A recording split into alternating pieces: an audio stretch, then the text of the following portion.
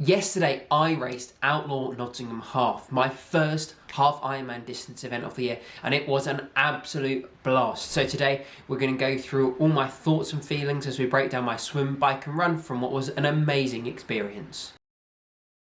Welcome back, I'm Josh, a triathlete based in London, and here we talk all things triathlon, both training and product. So if any of that's interesting to you, hit that subscribe button down below as it really helps out the channel. Outlaw Nottingham Half was my first Half Ironman Distance race of the year, and I was pretty nervous coming into it. I had a good and a bad experience last year at my two Half Ironmans that I did last year, and they were the first two that I did.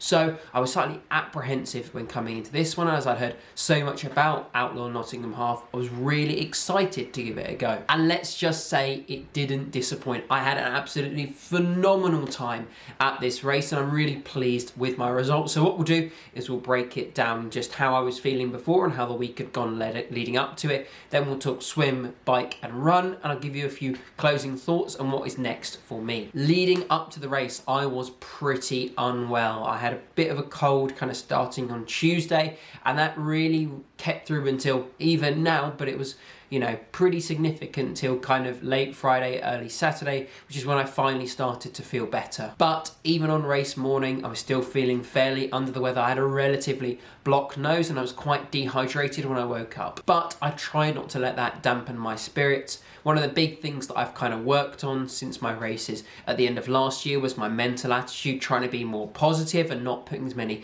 expectations and pressure on myself. And I think that really paid off here, as we'll come to talk to in the bike and run parts. On to race day itself, and I really worked hard to try and get myself in a mental space where I was ready to go hard from where the gun went off. This was something I struggled with when I raced Bucks Triathlon. I really wasn't ready to start racing mentally when we actually started. And so this time I really focused on still staying like lighthearted and not stressing out too much, but really focusing on what the effort would feel like when I started swimming. And I think that really paid off because I was able to dive into the water, hit it hard, and I felt pretty good for the start of the swim. And that pretty much kept going the whole swim. I just think that I really struggled to keep my pace and my effort level consistent. I found myself relaxing maybe a little bit too much during the swim, and I feel like that's where I lost some time. And I started on a pretty good set of feet, and I thought that we were really making some progress and some time up, but I lost concentration a little bit. The gap started to open and I couldn't bring that back. That happened like once or twice. That's pretty disappointing, as I think that I've been swimming really well recently. However, I think once I'm able to get that consistency when it comes to longer swims, I'm not really worried about my swim, and even then it was still by far my best ranked component overall. Coming out of the swim, I was pretty disorientated, and my bike was all the way down the far end of transition right by bike out. So it was a pretty considerable run to get to my bike. Now, I was actually pretty happy with that because it allowed me to get my wits back about me. I didn't really know what I was doing when I got out of the swim, but being able to take that time just to, you know, chill out and think about what I needed to do in transition to get on the bike was really useful. And I feel like I had a pretty good transition. It can always be faster, obviously, but I can take that, you know. I think overall pretty good transition one. And coming out onto the bike, I was feeling really good, really confident. I was in high spirits, and I was able to really quickly get to grips with the bike. The start of the bike loop, for those of you who haven't done it, is out and then around the rowing lake, which means you get like just under 2k on like fine surface.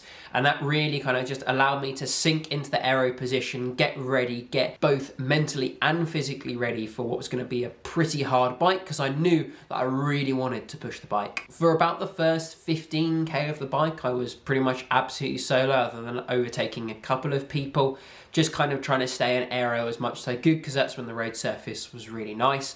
However, there were a fair few slow upward drags in that first 15 or so k. And so this hampered my progress and my feeling a little bit, but once I got flowing on some of the longer downhills, I was feeling really good. And then just after 15k, I had a group of, I think it was 4 or 5 guys come past on the bike, and I was able to latch on to the back of that group as they brought me up towards the front of the race. Although I don't think my drafting benefit was massive, because I was really paranoid about getting a drafting penalty, so I was relatively far back. I just think that the mental aspect of having a wheel to follow and being worried about letting that wheel go and just being left behind, I think was really beneficial for me, and it made sure that I was continually pushing some power and pushing the pace to stay with them. And we picked up a few people along the way as we kind of closed into what I presume was the front of the race, although I never saw it. And that was brilliant until about 35k in, which is when I lost my aero bottle. I was running a normal 750 milliliter bottle in between the bars and then a 500 ml aero bottle on the down tube. And about 35k in, the surface of the road was really bad, and my aero bottle decided that it didn't want to do any more of the bike ride and popped straight off my bike. And now this wouldn't have been a problem if I'd have drunk anything from my aero bottle, but I hadn't. So I'd almost finished my bottle between my bars, but I hadn't touched my aero bottle. And my fueling strategy for this race was 150 grams of carbs in the bottle between the tubes, and then 150 grams of carbs in my aero bottle, both with about 1.5 grams of salt. Only having half of my nutrition would definitely pose some challenges, but I feel like I adapted really well. However, when it happened, I was pretty panicked and I let that group that I was holding on to go. I couldn't think, I couldn't pedal. I was trying my best not to panic. And so I wasn't putting out the power needed to stay with that group. And when I got my head back in and I got back into aero and realised that I wasn't going to turn around for the bottle, I was going to keep going, they were gone. So that was definitely something to reflect on, and I'll have to think about my fueling strategy and how I can stop my bottle from bouncing out. Any tips on stopping aero bottles bouncing out, please let me know down in the comments, because that was really frustrating. But luckily I had about 70 grams worth of carbohydrates in gels in my bento box for emergencies. Thankfully I put them there, and so I was able to have those. So it was only about 70 to 80 grams short of carbs for the bike, and I don't think it negatively affected me that much on the run. The rest of the bike I did pretty much on my own, passing a couple of people, getting passed by a couple of people, but it was a pretty lonely affair. Saying that, I really enjoyed it. I felt like I was able to keep my effort pretty stable, put out a good amount of power, and I'm really pleased with how the bike goes. I think, although it definitely could have been faster on the day if I was able to stay with that group and not lose my nutrition, I think I'm pleased nevertheless, and I think it's a good representation of where my bike fitness is and where I hope my bike fitness is going. After racking my bike and coming out onto the run, I felt absolutely amazing for that first kilometre. I felt like I was absolutely flying, and I'm really pleased with that, because I think it put me in a great mental space to do well on the run. I think all the threshold running and all the lifting weights and strength work in the gym that I've been doing really paid dividends on the run, as I felt really strong and really comfortable throughout, which is something that I haven't really felt in years past. It wasn't until the last lap of the run where I really started to feel any significant levels of fatigue.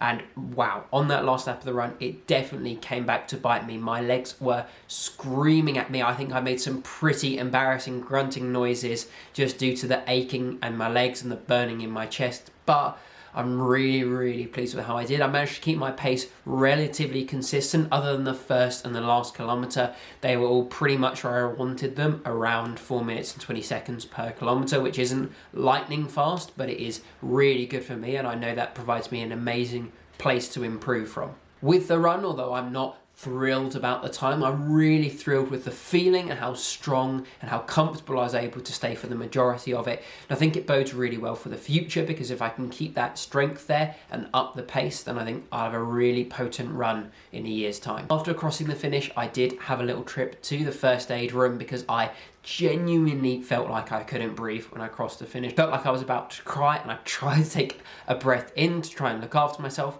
and I had a massive sharp pain in my chest and I just couldn't breathe. I think I was just far too excited, because once I sat down and had some water in the first aid tent, I was absolutely fine. So thank you so much to the amazing nurses and first aid staff that were able to look after me and make these events happen, because they really wouldn't be possible without you. To recap the race, overall, I'm really pleased. I obviously would love a better placement than what I had, and I'd love a better time and a faster run and so on and so on, but this is the best I've felt in a half Ironman to date, and it's by far my best performance to date. It's really reassuring to feel like my training is leading me in the right direction when it comes to triathlon, and I really feel like there's a lot of potential that I can keep building on now, and I think this is the first sign that I'm starting to see some of that potential. I'm not sure exactly what race is next for me. I actually, for the first time, don't have anything booked on the calendar, although I am very tempted to do Outlaw Nottingham Half, which is British Midwestern Championships on the 9th of July. I am this close to signing up, but I'm pretty confident I'll be doing at least one more 70.3 this year. So if you enjoy triathlon training videos, then please consider hitting subscribe and smashing that like button and sharing the channel with a friend, because all of those things massively help me out, and it means the world to me that people watch these videos, enjoy them, and hopefully gain something from them. But that's it for this video. Did you race Outlaw Nottingham Half at the weekend? If you did, let me know what you thought of the race and how you got on in the comments. But until then, I'll see you in the next video.